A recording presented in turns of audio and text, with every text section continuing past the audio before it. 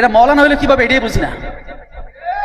ইমাম কাস্তাল্লানির মতো বিশাল ইমামকে যদি আপনি অসম্মান করেন, তাহলে আপনি আমাদের কাছ থেকে সম্মান চান কিভাবে? দয়া করে আমরা আমাদের কথা আমাদের কাছে ব্যাখ্যা জিজ্ঞেস করেন যে আপনারা যে ঈদ বলেন তার কি উদ্দেশ্য। ঈদ হলো ঈদুল ফিতর আর ঈদুল আযহা। ঈদে মিলাদুন নবী নামে কোনো ঈদ নাই। নবী করিম সাল্লাল্লাহু আলাইহি ওয়াসাল্লামের সিরাতের আলোচনা হবে, তার জন্ম বৃত্তান্ত আলোচনা হবে। সেই আলোচনার জন্য ঈদে মিলাদুন নবীর নাম দেওয়া, তার জন্মদিনকে ঈদ বানানো, এটা তোমার ইচ্ছা, তুমি নিজের ইচ্ছা মতো বানাবে ঈদ। আমাদের খতিব সাহেব তো বলেই ফেলেছেন যে ঈদে মিলাদুন নবী বলা এটা অন্যায়, ঈদ হলো দুইটা। আর একজন আছে আমাদের ওই যে সিলেটের হবিগঞ্জে একজন বড় আলেম কহমির, উনিও বলে ঈদ বলে দুইটা। এরা মৌলানা হইলে কিভাবে, এটাই বুঝি না।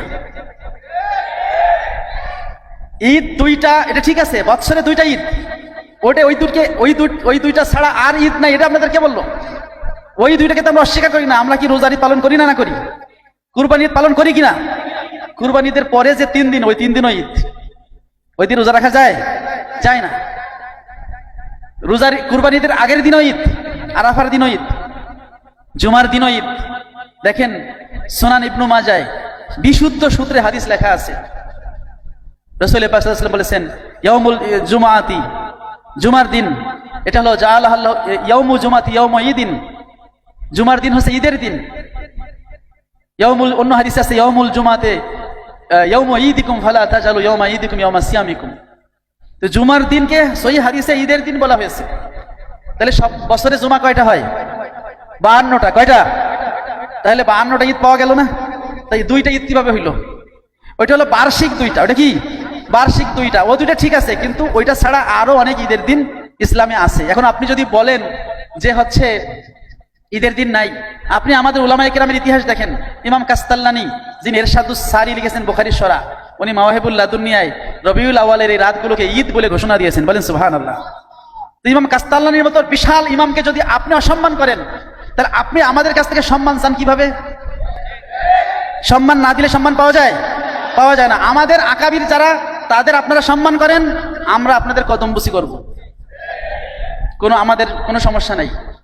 ইমাম মুসলিম রহমাতুল্লাহ ইমাম বুখারী কদমবুসি করছে, আমাদের আপত্তি নাই, আপনাদের কদমবুসি করব। শুধু আপনারা আপনাদের সবার মুরব্বী যারা, সেই ইবনু হাজার আসকালানি, সেই জালালউদ্দিন সুয়ুতি, ইমাম কাস্তাল্লানি, মাওয়াহিবুল লাদুনিয়া যে কথাগুলো লেখছে, এইগুলো একটু পড়েন, এইগুলো একটু মানেন, তাহলে আপনাদের আমরা মানব। মোল্লা আলী কারি, ইমাম সাখাবি, এরকম শত শত কিতাব আছে মিলাদুন নবীর উপরে। একটা শব্দ ঈদ, এটা নিয়ে এত বাড়াবাড়ি কেন? এটা তো একটা শব্দ, ঈদ মানে খুশি। আমি তো দেখলাম 5ই আগস্টে একজন কওমি বড় আলেম, সে মিষ্টি বিতরণ করতেছে আর বলতেছে আজ আমাদের ঈদ।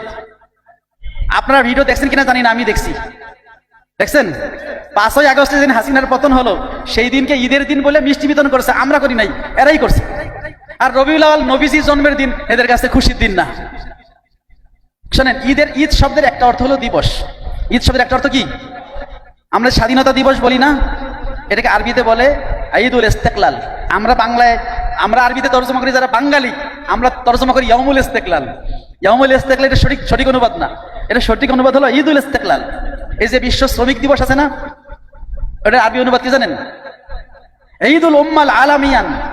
ওই যে আজকে আমার কাছে পাঠাইছে হোয়াটসঅ্যাপে শিহাব, যে বিদেশে একটা দিন আছে বিশ্ব শ্রমিক দিবস, ওটার আরবিতে নাম হলো ঈদুল উম্মাল আলামিয়ান, বিশ্ব শ্রমিক দিবস।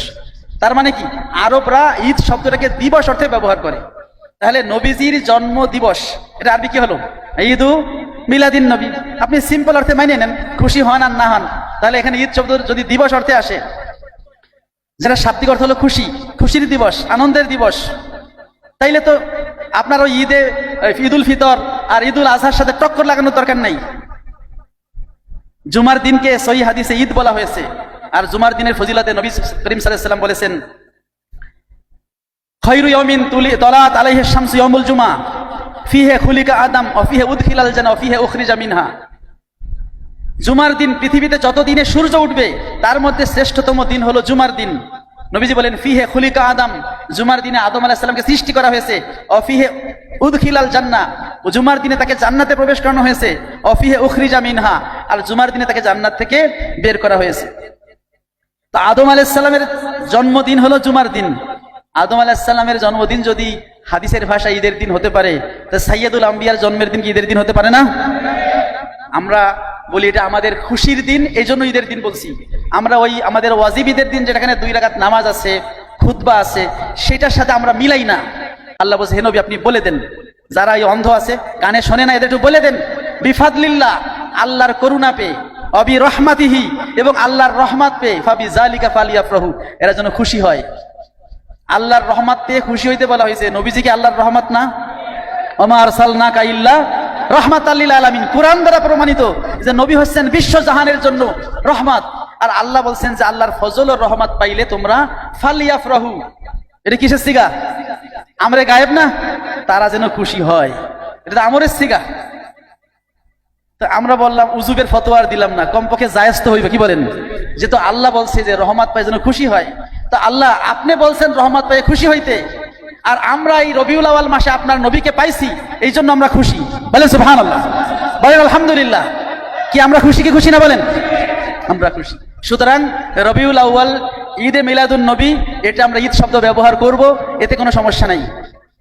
আপনি যদি বলেন যে ইসলামে দুইটা দিনের জন্য ঈদ ব্যবহার করা হবে, আর কোনো দিনের জন্য ঈদ ব্যবহার করা যাবে না, তাহলে আপনি দলিল দেন। আপনার কাছে রাওয়াহুল মন গড়া ছাড়া কোনো দলিল আছে বলে আমার জানা নাই। আমরা তো দেখাইলাম জুমার দিনও ঈদের দিন। আর একটা হাদিস দেখেন, বুখারী শরীফের হাদিস, এটা তিরমিজি শরীফেও হাদিসটা আছে, যে একজন ইহুদি এসে উমর ফারুক রাদিয়াল্লাহু আনহুকে বললেন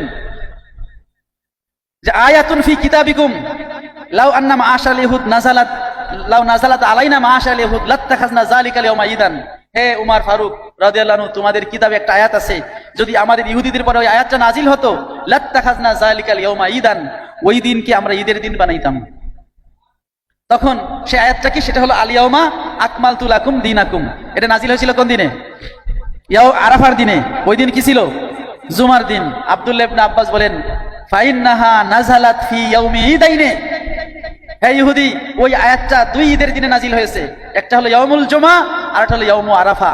মুসলমানদের কাছে আরাফাটা ঈদের দিন, জুমা ঈদের দিন। সুতরাং আমাদের ঈদের দিন বানানোর দরকার হচ্ছে না, তো ওটা তো আমাদের ঈদের দিনেই নাজিল হয়েছে। বলেন সুবহানাল্লাহ। তাহলে এই হাদিস দ্বারা বোঝা যায় আরাফার দিনটাও মুসলমানদের কাছে ঈদের দিন, খুশির দিন।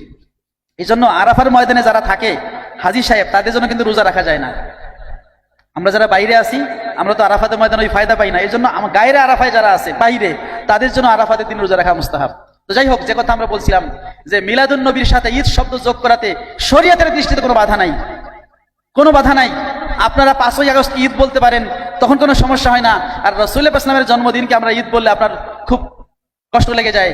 আপনার যদি আরবি ডিকশনারি আল মনজিদ খুলে দেখেন, ঈসা আলাইহিস সালামের জন্মদিনকে ওই আল মনজিদ, ওই লেখক কিন্তু খ্রিস্টান, আরবি অভিধানটা বড় অভিধান, আরবি টু আরবি, ওখানে লেখা আছে ঈদুল মিলাদ আয় ইয়াউমু মিলাদাতি ঈসা আলাইহিস সালাম।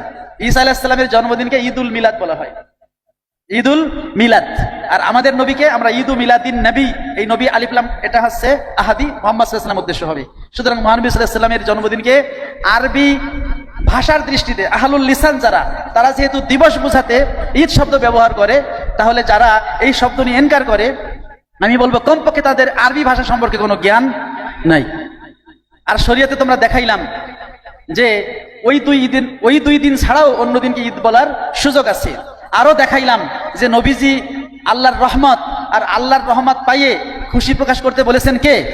আল্লাহ। কুল বিফাদলিল্লাহি বিরহমাতিহি ফাবিযালিকা ফালিয়াফরাহু। তো আল্লাহ যদি আমাদের ফারহ বা খুশি প্রকাশ করতে বলে, তাই খুশিকে আরবিতে কি বলে? ঈদ বলে। তাহলে কুরআন দ্বারাও নবীজির জন্মের দিনকে আমরা ঈদ প্রমাণ করলাম, হাদিস দ্বারাও প্রমাণ করলাম, আরবি ভাষা দ্বারাও প্রমাণ করলাম। আপনারা রাওয়াহুল মন গড়া দলিল না দিয়ে একটু দলিল দেন। মুখে মুখে কথা বলেন না যে অন্যায়, এটা বলেন না। কারণ আপনার চাইতে অনেক বড় বড় আলেমরা মিলাদুন নবীকে ঈদ শব্দ ব্যবহার করছে কি করছে না? আমরা ইমাম কাস্তাল্লানির এবারত দেখাইলাম যে তিনি করছেন, আরো অনেক উলামায়ে কেরাম ঈদ শব্দ ব্যবহার করছেন। সুতরাং ঈদ শব্দ নিয়ে এত কি, এটা শব্দ তো এত বিষয় না, মূল হলো এর মধ্যে কি হয়। ঈদে মিলাদুন নবীর দিন আমরা কি করি? আমরা নবীর শান মানে অনুষ্ঠান করি, আমরা মাহফিল করি। সেই মাহফিলের মধ্যে কি আমরা শুধু নবীজির জন্মের কাহিনী বলি, নাকি নবীর অন্যান্য হাদিসও বলি না? তাহলে তো মিলাদুন নবীর মাহফিল আমরা সিরাতুন নবীও পালন করি। আর আমরা তো বলছি যে আমাদের নবী সিরাত নবীর, মিলাদ নবীর, আমরা মিলাদটাকে বাদ দিয়েন না। মিলাদের কি গুরুত্ব এই হাদিসটা বলি। নবীজির চাচা আব্বাস রাদিয়াল্লাহু আনহু, উনি একদিন মানে ঘুমিয়ে মদিনায় নবীজির মসজিদে আসছেন, খুব ব্যস্ত হয়ে, মানে একটা বেশি কথা শুনছেন, এসে বলছেন রাসূল সাল্লাল্লাহু আলাইহি ওয়াসাল্লাম, ইয়া রাসূলুল্লাহ, ইহুদিরা আপনাকে বকাঝকা করতেছে, বলতেছে মুহাম্মাদুন ফি কুরাইশিন কান নাখলাতে ফি মাজবালাতিন, যে কুরাইশ বংশে মুহাম্মদ সাল্লাল্লাহু আলাইহি ওয়াসাল্লাম কেমন যেন ভাগাড়ের মধ্যে একটা খেজুর গাছ। ভাগাড়, ভাগাড় মানে যেখানে ময়লা আবর্জনা ফেলায়, আর খেজুর, খেজুর গাছটা তো ভালো, কিন্তু তার গোড়াটা কি? ময়লা। মানে এর দ্বারা ইহুদিরা আমাদের নবী সাল্লাল্লাহু আলাইহি ওয়াসাল্লামকে দোষ দিতে চাচ্ছে যে মুহাম্মদ সাল্লাল্লাহু আলাইহি ওয়াসাল্লাম ভালো, কিন্তু তার বংশটা ভালো না, তার আসলটা ভালো না। কারণ আইয়ামে জাহেলিয়াতে মক্কায় এরকম উল্টাপাল্টা জেনা ব্যভিচারের প্রচলন ছিল কি ছিল না? কিন্তু আল্লাহ তাআলা আমাদের নবীর বংশকে আদম আলাইহিস সালাম থেকে আব্দুল্লাহ পর্যন্ত পুত পবিত্র রাখছেন কি রাখছেন না? নবীজি বলেছেন, আনা মিন নিকাহিন লা মিন সিফাহিন, আমি বিবাহের মাধ্যমে এসেছি, কোনো ব্যভিচার আমার পরিবারকে স্পর্শ করে নাই। বলেন সুবহানাল্লাহ।